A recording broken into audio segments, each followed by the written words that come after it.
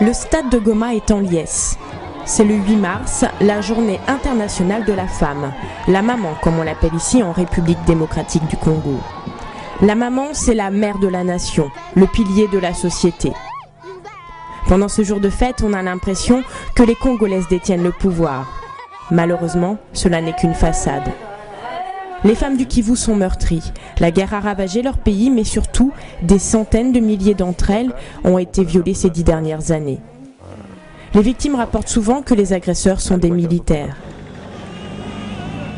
Depuis 1996, les troupes gouvernementales et diverses factions armées soutenues par les pays voisins s'affrontent dans les provinces du Nord Kivu et du Sud Kivu, à l'est du Congo. À l'échelle du pays, ces années de guerre ont fait plus de 5 millions de morts. Et on compte encore aujourd'hui près de 1 million de déplacés, rien que dans l'est du pays. En dépit des efforts de consolidation de la paix, des groupes armés continuent à terroriser la population. À l'hôpital Il Africa de Goma, dans le Nord Kivu, des milliers de survivantes de viols sont recueillies. Ce centre hospitalier a ouvert avec l'aide de l'UNICEF une aile spécifique pour les prendre en charge. Shiza était infirmier dans cet hôpital, mais devant le nombre croissant de violences sexuelles pendant le conflit, il se réoriente et coordonne aujourd'hui toute la prise en charge de ces femmes violées. C'est une salle de femmes survivantes des violences sexuelles. Il y a des femmes qui sont opérées pour des fistules liées directement au viol, mais il y a d'autres fistules qui sont liées indirectement au viol parce qu'à l'occasion du viol, soit la femme a conçu et elle n'a pas eu accès au service de maternité fiable. Le temps qu'elle est cachée dans une brousse, comme vous le disiez, il n'y a pas de matériel, il y a moins de ressources capables de pouvoir l'assister. Douloureuse et humiliante. Les fistules sont des lésions entre le vagin et l'urètre, provoquant une incontinence. Les jeunes filles se trouvent alors rejetées par leur mari et par leur famille. En 2007, à Il Africa, 200 femmes ont obtenu une chirurgie réparatrice. Mathilde est à l'hôpital depuis presque 1 an. Lors de l'attaque de son village par un groupe armé, sa vie a basculé.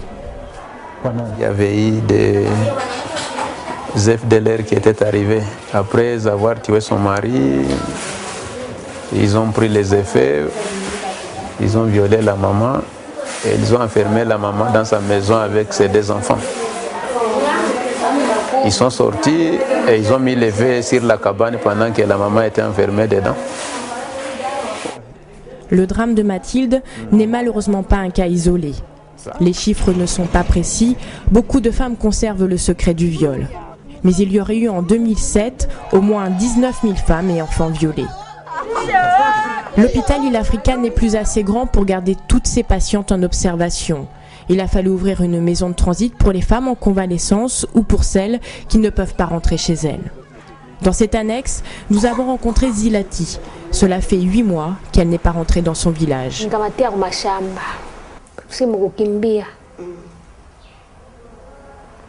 Simukimbia vita ndio tukaenda kwa mashamba.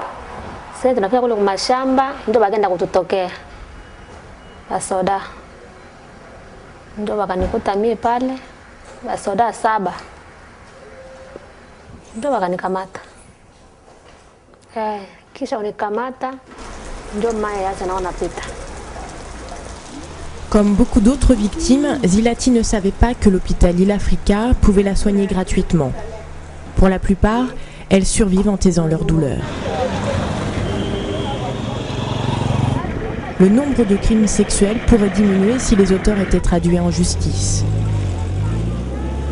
Mais il est difficile pour ces femmes de porter plainte. Elles ont peur des rétorsions, des vengeances de la part du violeur ou de sa famille. Elles savent très bien que malheureusement le système juridique présent est très faible et même si on arrive à la condamnation de l'auteur, ce n'est même pas sûr qu'il puisse rester en prison tout le temps qu'il faut. Parce qu'ici, malheureusement, ça suffit payer $10, $15, on peut sortir des prisons. Avant que la justice congolaise ne soit réformée, il faut soigner les âmes. Depuis 2003, l'UNICEF a fourni une aide psychologique à plus de 60 000 femmes et enfants. Il-Africa et UNICEF travaillent ensemble pour former des agents sociaux. Ce sont des mamans conseillères recrutées au sein même de la communauté. Elles entourent ces jeunes femmes, elles les préparent au retour dans leur village et les aident à reprendre une activité. Justine est la directrice de ces mamans conseillères et c'est d'abord sa bonne humeur qu'elle transmet. J'ai choisi d'aider ces femmes puisque moi aussi je suis femme et je sais qu'un jour ou l'autre, leur problème c'est ça peut m'arriver aussi ou bien ça peut arriver aussi à ma fille ou à ma mère ou à moi aussi. Nous quittons Goma pour Bukavu à 200 km. Cette ville est passée de 350 000 à 1 million d'habitants. Les villageois fuyant les combats sont venus s'entasser dans la capitale du Sud Kivu. Loin du tumulte de la ville, nous trouvons un havre de paix, l'hôpital Panzi. Sorte de refuge pour des survivants de violences sexuelles qui échouent ici chaque jour. Dr Mukwege est le directeur de cet hôpital. Il est aussi gynécologue obstétricien. Ce Congolais aurait pu pratiquer loin de son pays troublé. Il est resté et depuis 10 ans, il tente de réparer l'irréparable. Dans le viol que j'appelle aggravé, ce sont des viols en fait où non seulement après avoir violé la femme, on la torture, donc elle subit des tortures sexuelles, mutilations, blessures, etc. Ce matin, il doit opérer. Il nous autorise à rencontrer sa patiente avant son intervention. Nous l'appellerons Lila. Son histoire est comme beaucoup d'autres. Elle cultivait son champ lorsqu'un homme est venu derrière elle. Nikansikia shoke mgongo na pale akaanza nilala na nikalalamika.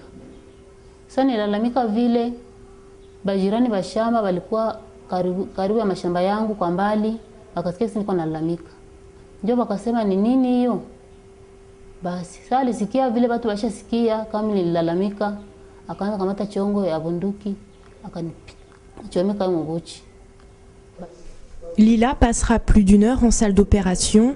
Son urètre est détruit, tous les tissus sont endommagés. L'objectif dans l'immédiat est d'éviter toute infection.